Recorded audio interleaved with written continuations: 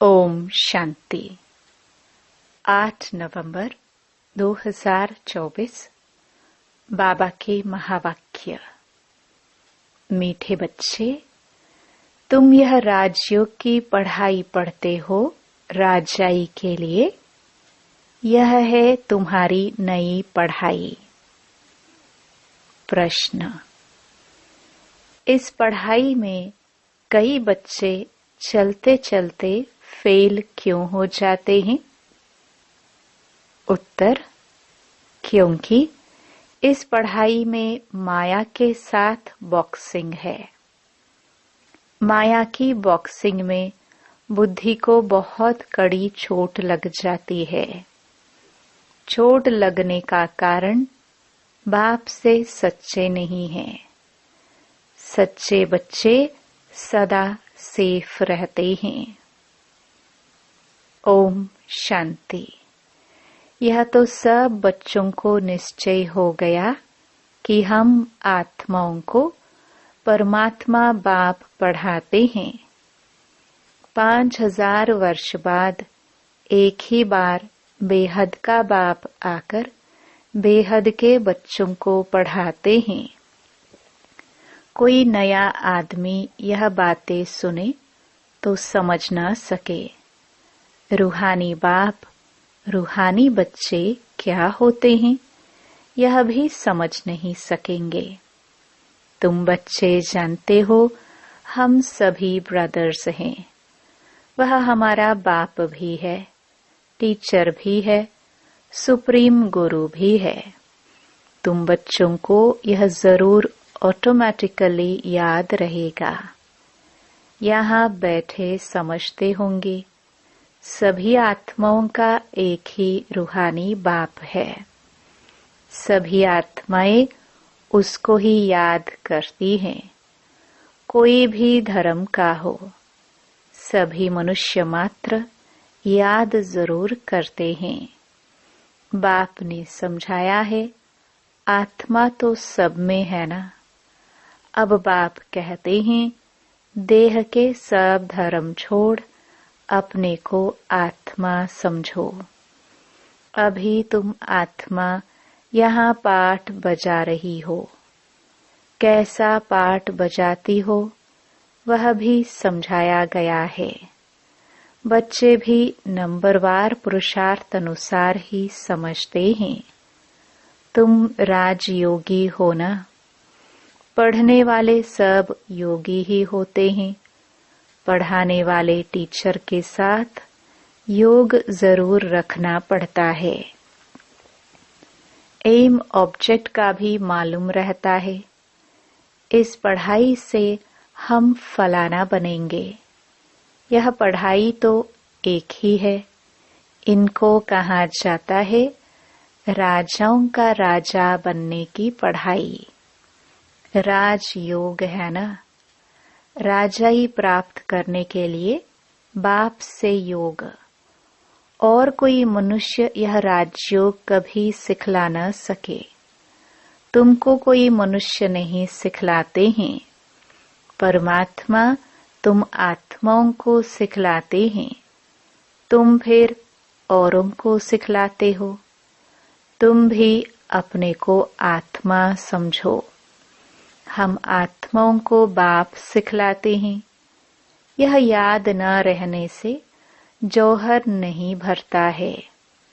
इसलिए बहुतों की बुद्धि में नहीं बैठता है। तो बाप हमेशा कहते हैं योग युक्त हो, याद की यात्रा में रहकर समझाओ। हम भाई भाई को सिखलाते हैं। तुम भी आत्मा हो, वह सबका बाप टीचर गुरु है। आत्मा को देखना है। भल गायन है सेकंड में जीवन मुक्ति, परंतु इसमें मेहनत बहुत है। आत्म अभिमानी न बनने से तुम्हारे वचनों में ताकत नहीं रहती है। क्योंकि जिस प्रकार बाप समझाते हैं उस रीति कोई समझाते नहीं है। कोई कोई तो बहुत अच्छा समझाते हैं। कौन कांटा है और कौन फूल है मालूम तो सब पड़ता है। स्कूल में बच्चे 5-6 दर्जा पढ़कर फिर ट्रांसफर होते हैं। अच्छे अच्छे बच्चे जब ट्रांसफर होते हैं तो दूसरे क्लास के टीचर को भी झट मालूम पड़ता है। यह बच्चे तीखे पुरुषार्थी हैं। इन्होंने अच्छा पढ़ा हुआ है तब ऊंच नंबर में आए हैं। टीचर तो जरूर समझते होंगे ना। वह है लौकिक पढ़ाई, यहाँ तो वह बात नहीं।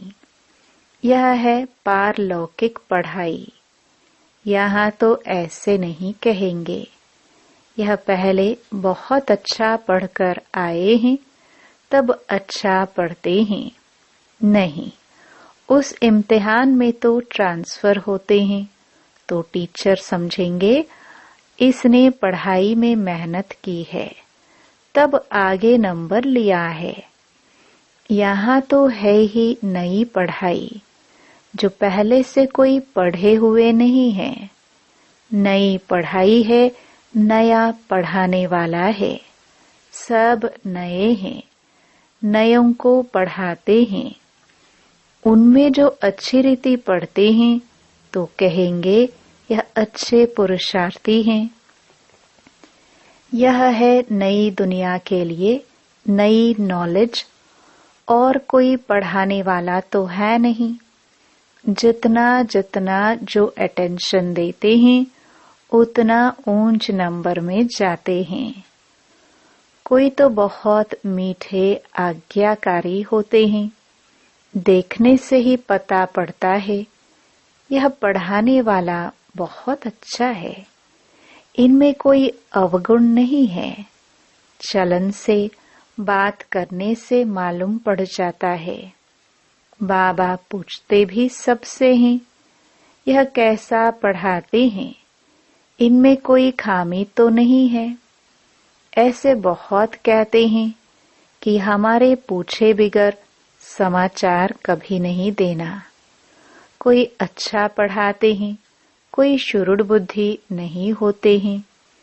माया का वार बहुत होता है, यह बाप जानते हैं। माया इन्हों को धोखा बहुत देती है। भल 10 वर्ष भी पढ़ाया है, परंतु माया ऐसी जबरदस्त है। देह अहंकार आया और यह फंसा। बाप समझाते हैं जो भी पहलवान हैं उन पर माया की चोट लगती है। माया भी बलवान से बलवान होकर लड़ती है। तुम समझते होंगे बाबा ने जिसमें प्रवेश किया है यह नंबर 1 है। फिर नंबरवार तो बहुत है ना। बाबा मिसाल करके 1-2 का देते हैं, होते तो नंबरवार बहुत हैं। जैसे दिल्ली में गीता बच्ची बहुत होशियार है बच्ची बड़ी मीठी। बाबा हमेशा कहते हैं गीता तो सच्ची गीता है। मनुष्य वह गीता पढ़ते हैं परंतु यह नहीं समझते हैं कि भगवान ने कैसे राजयोग सिखाकर राजाओं का राजा बनाया था। बरोबर सत्युग था तो एक ही धर्म था। कल की बात है। बाप कहते हैं कल तुमको इतना साहूकार बनाकर गया। तुम पद्मा पदम भाग्यशाली थे। अब तुम क्या बन गए हो, तुम फील करते हो ना। उन गीता सुनाने वालों से कोई को फीलिंग आती है क्या? जरा भी नहीं समझते। ऊंच ते ऊंच श्रीमद् भगवत गीता ही गाई जाती है। वह तो गीता किताब बैठ पढ़ते व सुनाते हैं। बाप तो किताब नहीं पढ़ते। फर्क तो है ना। उनकी याद की यात्रा तो है ही नहीं। वह तो नीचे गिरते ही रहते हैं। सर्वव्यापी के ज्ञान से सब देखो कैसे बन गए हैं। तुम जानते हो कल्प कल्प ऐसे ही होगा। बाप कहते हैं तुमको सिखलाकर विषय सागर से पार कर देते हैं। कितना फर्क है। शास्त्र पढ़ना तो भक्ति मार्ग हुआ ना। बाप कहते हैं यह पढ़ने से मेरे से कोई नहीं मिलते। वह समझते हैं कोई भी तरफ जाओ पहुंचना तो सबको एक ही जगह है। कभी कहते हैं भगवान किस न किस रूप में आकर पढ़ाएंगे। जब बाप को आकर पढ़ाना है तो फिर तुम क्या पढ़ाते हो। बाप समझाते हैं गीता में आटे में नमक मिसल कोई राइट अक्षर हैं जिसमें तुम पकड़ सकते हो। सत्युग में तो कोई भी शास्त्र आदि होते ही नहीं। यह है ही भक्ति मार्ग के शास्त्र। ऐसे नहीं कहेंगे कि यह अनादि हैं, शुरू से चले आते हैं। नहीं, अनादि का अर्थ नहीं समझते। बाप समझाते हैं यह तो ड्रामा अनादि बरोबर है। तुमको बाप राजयोग सिखलाते हैं। बाप कहते हैं अभी तुमको सिखलाता हूँ फिर गुम हो जाता हूँ। तुम कहेंगे हमारा राज्य अनादि था। राज्य वही है, सिर्फ पावन से बदल पतित होने से नाम बदल जाता है। देवता के बदले हिंदू कहलाते हैं। है तो आदि सनातन देवी देवता धर्म के न। जैसे दूसरे सतो प्रधान से सतो रजो तमो में आते हैं, तुम भी ऐसे उतरते हो। रजो में आते हो तो अपवित्रता के कारण देवता के बदले हिंदू कहलाते हो। नहीं तो हिंदू हिंदुस्तान का नाम है। तुम असल में तो देवी देवता थे ना। देवताएं सदैव पावन होते हैं। अभी तो मनुष्य पतित बन गए हैं तो नाम भी हिंदू रख दिया है। पूछो हिंदू धर्म कब किसने रचा तो बता नहीं सकेंगे। आदि सनातन देवी देवता धर्म था जिसको पैराडाइज आदि बहुत अच्छे अच्छे नाम देते हैं। जो पास्ट हुआ है वह फिर रिपीट होना है। इस समय तुम शुरू से लेकर अंत तक सब जानते हो। जानते जाएंगे तो जीते रहेंगे। कई तो मर भी जाते हैं। बाप का बनते हैं तो माया की युद्ध चलती है। युद्ध होने से ट्रेटर बन पड़ते हैं। रावण के थे, राम के बने। फिर रावण राम के बच्चों पर जीत पहन अपनी तरफ ले जाता है। कोई बीमार हो पड़ते हैं, फिर न वहां के रहते न यहाँ के रहते, न खुशी है न रंज, बीच में पड़े रहते हैं। तुम्हारे पास भी बहुत हैं जो बीच में हैं। बाप का भी पूरा नहीं बनते हैं, रावण का भी पूरा नहीं बनते। अभी तुम हो पुरुषोत्तम संगम युग पर। उत्तम पुरुष बनने के लिए पुरुषार्थ कर रहे हो। यह बड़ी समझने की बातें हैं। बाबा पूछते हैं हाथ तो बहुत बच्चे उठाते हैं परंतु समझा जाता है बुद्धि नहीं है। भल बाबा कहते हैं शुभ बोलो। कहते तो सब हैं हम नर से नारायण बनेंगे। कथा ही नर से नारायण बनने की है।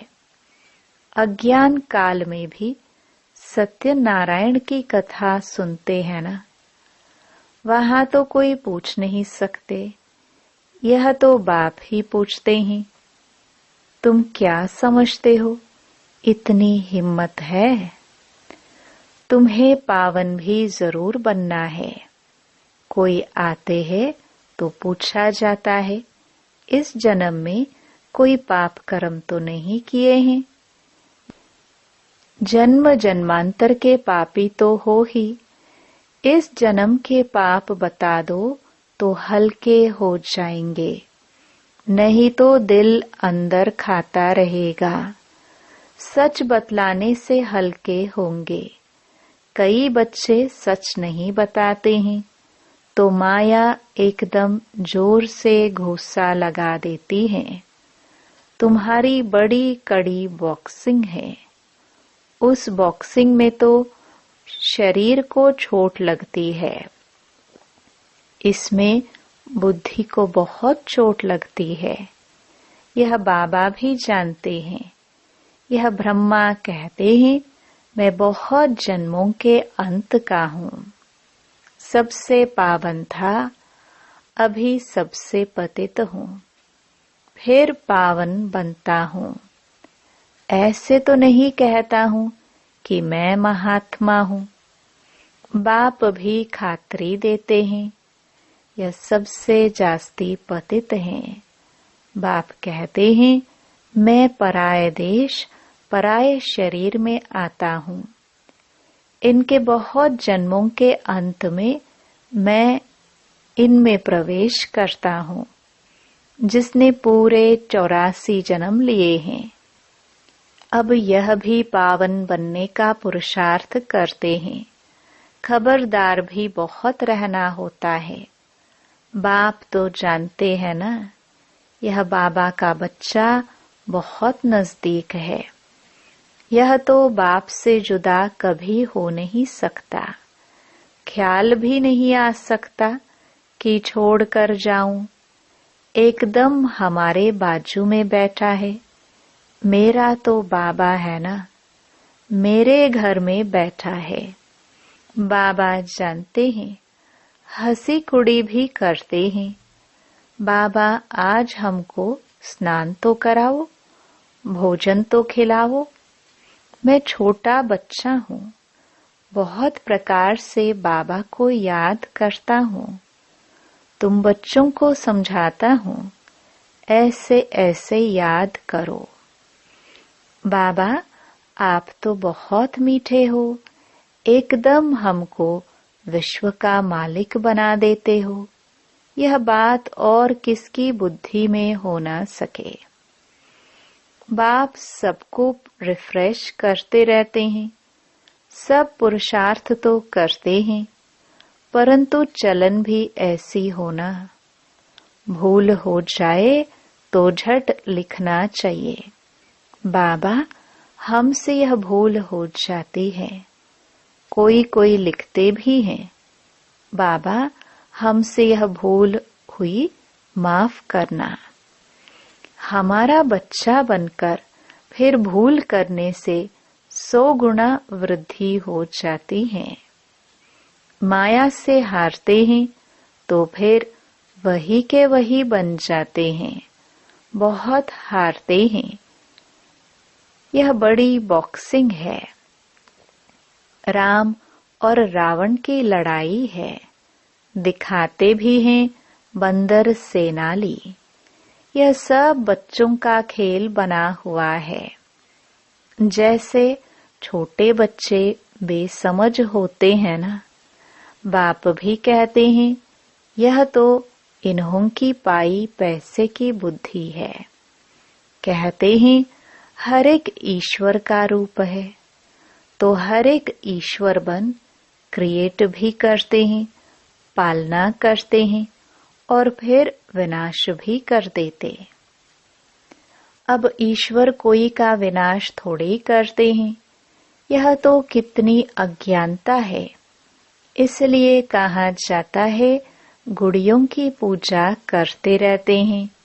वंडर है, मनुष्यों की बुद्धि क्या हो जाती है, कितना खर्चा करते हैं, बाप उल्हाना देते हैं।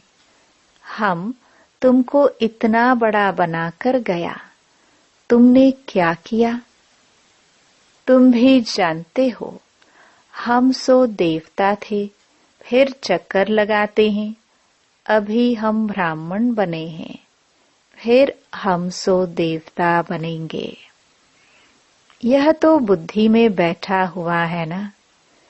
यहाँ बैठते हो तो बुद्धि में यह नॉलेज रहनी चाहिए।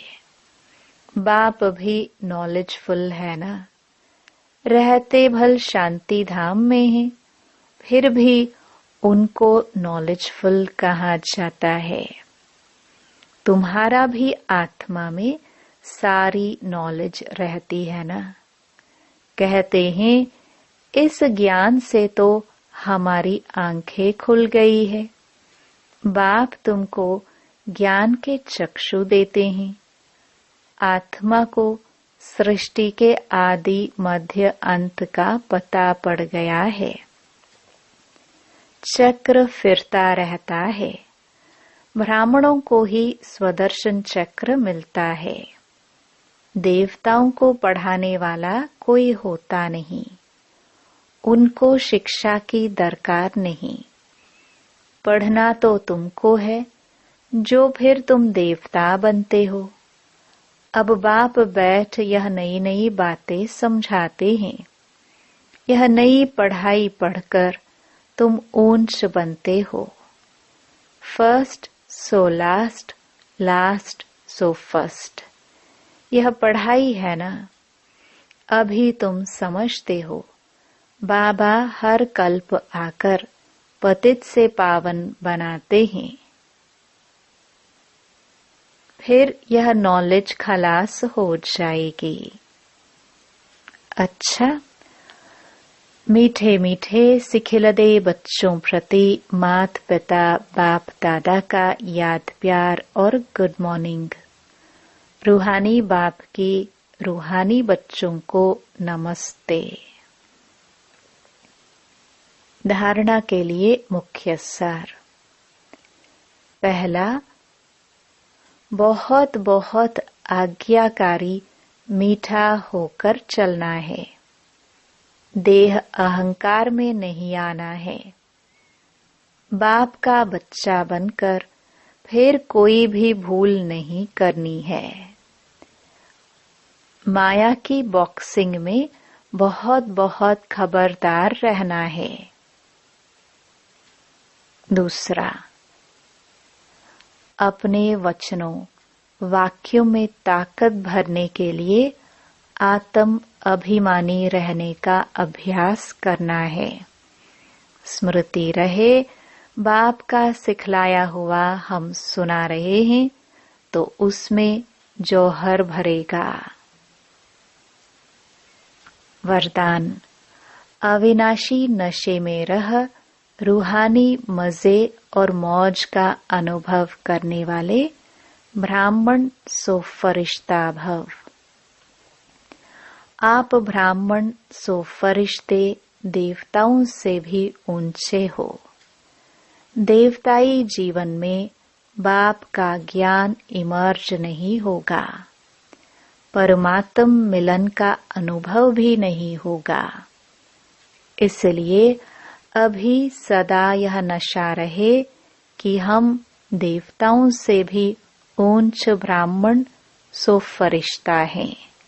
यह अविनाशी नशा ही रूहानी मजे और मौज का अनुभव कराने वाला है। अगर नशा सदा नहीं रहेगा तो कभी मजे में रहेंगे, कभी मूंझेंगे। स्लोगन,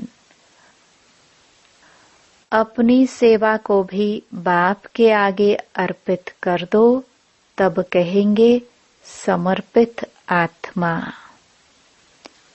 ओम शांति।